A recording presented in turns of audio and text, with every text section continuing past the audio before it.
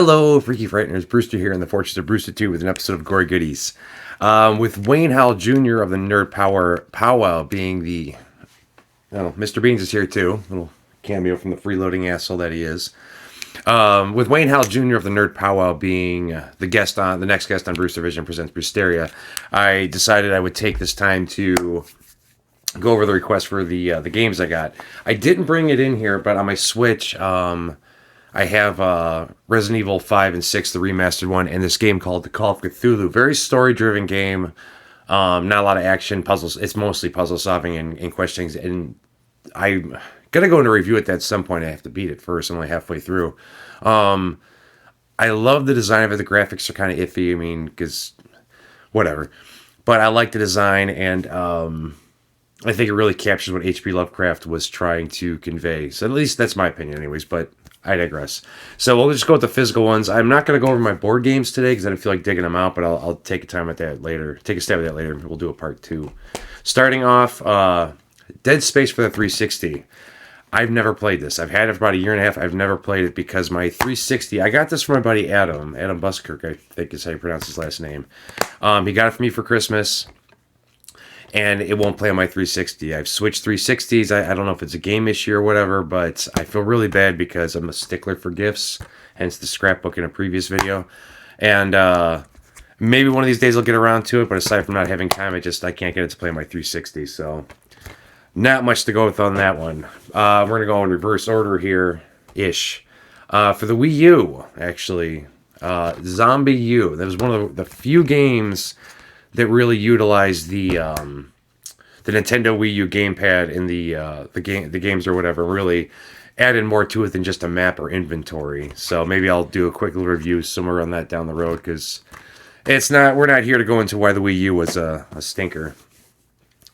So farther back, Resident Evil: The Dark Side Chronicles. On-rail shooter that kind of retells events from Resident Evil 2 and Resident Evil Code Veronica, as well as a third narrative, which is like the wraparound story.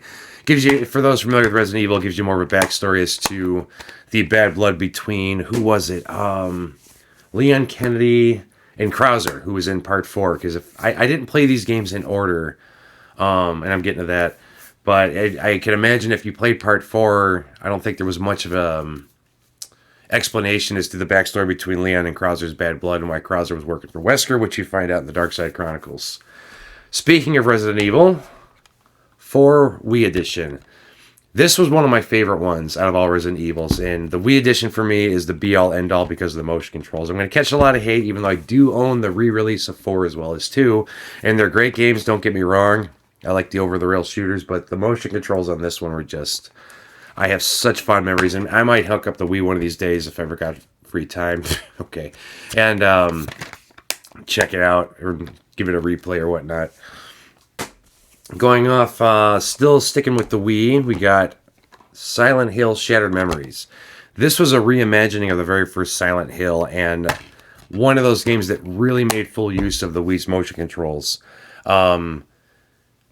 Because you put up the phone, like you had to listen to, this was when smartphones first started becoming a thing, and you would have to listen to voicemails and stuff, and you'd have to hold the Wii remote up to your ear to hear through the speakers. It was like you're actually holding a phone, use the speaker as a flashlight, and there was no combat in the game, which I didn't like about it, but it still was a lot of fun, and it had that your typical Silent Hill atmosphere. It was freaky, it was depressing at times. I mean, definitely give it a shot if you're into retro horror. Well, yeah, I guess it's retro at this point because it came out like 20 years ago. Almost 20 years ago. I digress. Going back to the on-rail shooters. House of the Dead Overkill. I actually got introduced to this by my buddy Greg Grubin of Hair Nation, my co-host of Rider Dice. Fuck him. It's on now, motherfucker. He had shown me this game, and I laughed my ass off. It's a very 70s style exploitation horror. And it's just very vulgar and a lot of blood and guts. And it's... I don't know how many times one character says, I will cut your motherfucking balls off. And it's just... Definitely give that a shot if you like exploitation horror and on-rail shooters with zombies. Last but not least, actually one of my favorite out of this whole collection. My very first game for the Nintendo GameCube. Eternal Darkness, Sanity's Requiem. I absolutely love the hell of this game, and once a year I go back and replay it on my own or with my buddy Jason, my brown bear, whose name is in the hat for Scary Saturday. Shout out as well. I wasn't, I mean, not that I was never into horror games, but I never jumped into them. I was always, the flagship stuff, the platformers, the Zeldas, all that kind of stuff. But I tried this one on a whim. I had read briefly about it in Electronic Gaming Monthly, if that doesn't show my age. And I was very intrigued by it. So the night I went and picked up my GameCube, Mario Sunshine wasn't out yet, so I picked this up instead. And I just played the absolute shit out of it. I'm probably going to do a small review on this at some point for people who don't know it, because while it's a very popular GameCube game, it still kind of flew under the radar, still hasn't gotten a sequel, and myself and others are still waiting. So that's some of my video games. Josh, Megan, hope you guys enjoyed that as always. Hope everyone enjoys it. If you're not already following me, please do so, like, subscribe, all that crap. Or don't. I'm still going to do what I'm going to do. But that's Brewster and Mr. Beans saying stay cool, chew bubblegum. Thanks for watching, and yeah, I fucked it up. Kick-ass Freaky Frighteners. Brewster Vision.